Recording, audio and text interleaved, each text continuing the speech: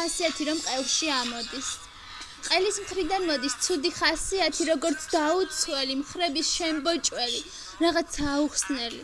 მოძვრად სასიარდი უკვე ყოველი და მეც იქ შემოძვერი, სადაც კოდიანი ციყვის ფუღუროა. მახსოვს ბავშვობაში თვალებს დავხუჭავდი და იქ ვსეირნობდი, გრძნობდი უგულოა მიწა თითებამდე, მთელი ცა მუჭამდე. გამზადებულმა სურათებმაც დამღალა უკვე.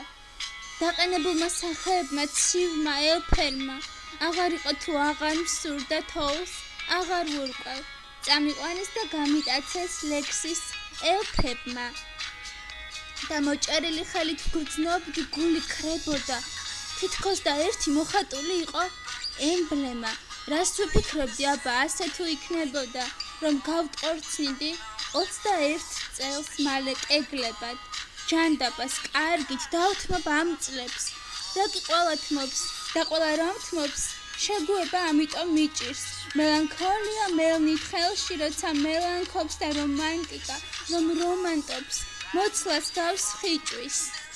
კარზე აკაკუნებს ყელში ხასიათი, კი ამოძრებოდა, მაგრამ გავუმკლავდი. ერთად მოგვემატა მე და ცას იარდი, სანამ საკუთარი ფრთებით დავუკრავდი. სულო დაბნეული ახლა ხარ თვალები, ასე რომ მიყვარს და ბავშვურს თან ვუწოდებ. რამდენ დავიწყებას მოვკლავთ, დამთავრებით, რამდენ მახსოვრობას მელანს გავუწოდებთ.